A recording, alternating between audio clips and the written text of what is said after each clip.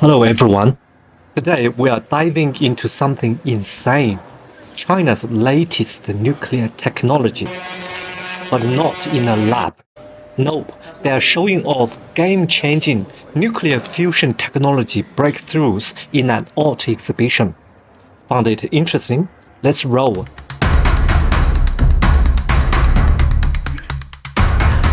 This is not a seaside. Indeed, I'm inside an art museum in an art school in Beijing.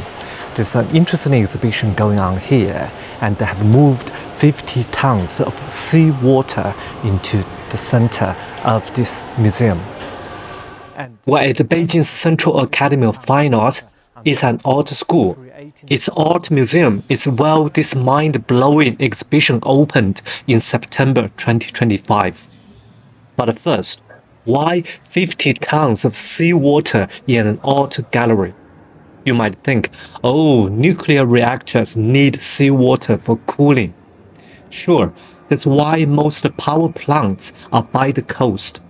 But here is the twist. This seawater isn't for cooling. It's the fuel for the future of energy. Let's keep it simple. The world is still fighting over nuclear fission, reactors and weapons and the nuclear power plant. With all the drama around in today's world, sanctions, protests, environmental protection, radioactive waste, and the threat of wars, it's like science fiction come to life. Instead of splitting atoms, that is the fission technology. That's the current widely used nuclear technology. The nuclear fusion technology combines them. And get this, the fuel for this nuclear fusion technology, where does the fuel come from? It's in water. Every liter of seawater has elements that, if fused, release energy equal to 300 liters of gasoline. Wow, that's impressive indeed. That's why this exhibition has a tiny 1 liter water bottle here next to 50 tons of seawater to show how much power we are sitting on. These interactive installations break away from traditional science exhibition formats. The term abstract nuclear fusion principles into tangible sensory experiences, guiding visitors to think deeply about the relationship between humanity and energy. Put simply, fusion is still an engineering experiment that scientists are working on in labs. Here is a basic way to understand it. We extract two elements from water. When these two elements are fused, they release enormous energy. But the problem is, this fusion process requires high pressure and produces extremely high temperatures. Because of these requirements, no container today we have can host and facilitate this fusion. So scientists came up with a solution, using magnetic fields to create a vacuum chamber isolated from the outside. These two elements are then placed inside this magnetic vacuum furnace to react with each other. If successful, the energy released during fusion process would be like an artificial sun. That is why in China, this fusion technology is commonly called an artificial sun experiment. Now, let's take a look at how this exhibition reveals the connection between these artworks and fusion principles through China's fusion technology displays.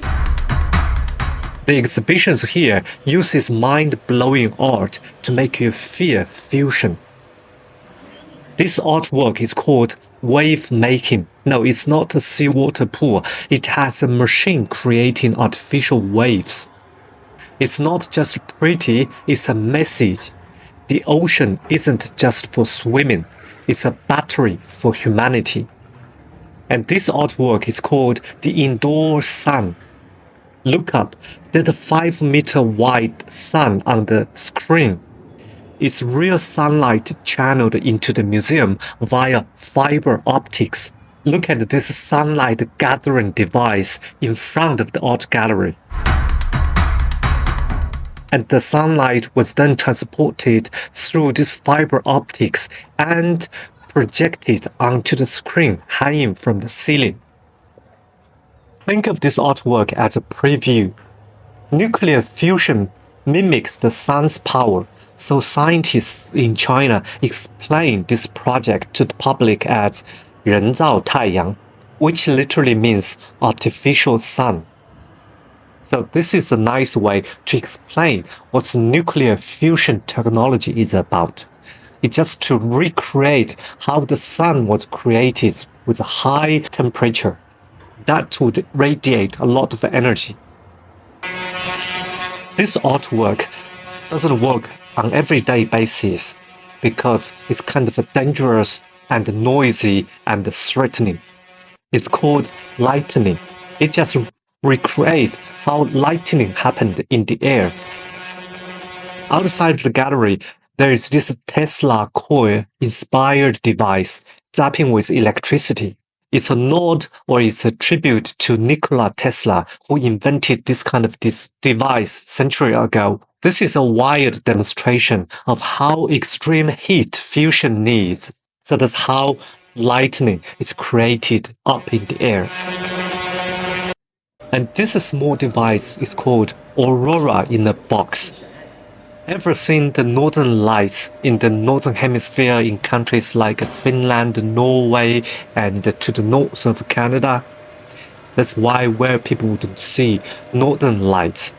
A small interactive device here, or indeed it's an installation, it recreates auroras to explain how nuclear fusion's extreme conditions mirror cosmic phenomena. Just imagine the nuclear fusion process was somehow similar to the aurora was created.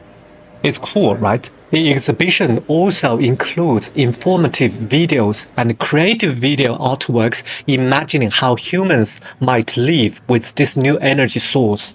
My understanding of nuclear fusion mainly comes from this place, so there might be inaccuracies. But I have definitely grasped the connection between seawater, the sun, and the nuclear fusion. How about you? Now let's come to China's fusion journey. This exhibit isn't just art. Half of this exhibit on the wall dedicates to the history of nuclear fusion. Check out these highlights.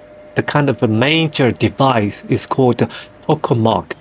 It's kind of an abbreviation of Russian language, TKMK. So it very much represents when and how this nuclear fusion technology originated. It was due to the Cold War time between the Soviet Union and the United States. And the Soviet Union made one step forward. Thus, all those devices named today reminds or still uses the Russian abbreviation. And China caught up with this trend relatively fast. This is China's early prototype of China's early nuclear fusion devices. It's called KT-5 device. Year 2006 saw China's first big leap. This is called EAST device, EAST, one of the only 3 such devices in the world back then. And today, there's international cooperation research on nuclear fusion. It's called ITER. That global nuclear fusion project, China is participating as well, with 35 other countries collaborating. It's humanity teaming up for clean energy. So I fully support this kind of international cooperation to push our scientific research to the next frontier. But don't pack your bags for fusion-powered future yet. Scientists say we are decades away from practical use. But many countries have got a plan, and here is China's roadmap to the future.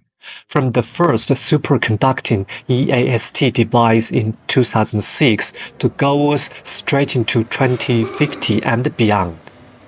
This exhibit shows the real tools and the models behind the research. And aside from this artistic recreation or installations, this exhibition also shows real tools and models used behind China's own research. For instance, this is the lower part of the big container at the bottom of the big container's inner side. It stands up to very high temperature so that it could keep the falling of the fusing trashes. Fusion could mean unlimited clean energy for everyone if we could use water.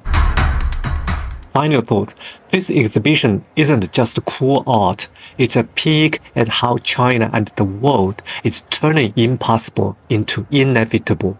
What do you think? Will nuclear fusion save us, or is it still a pipe dream? Drop a comment below and don't forget to subscribe for more authentic China stories. See you next time.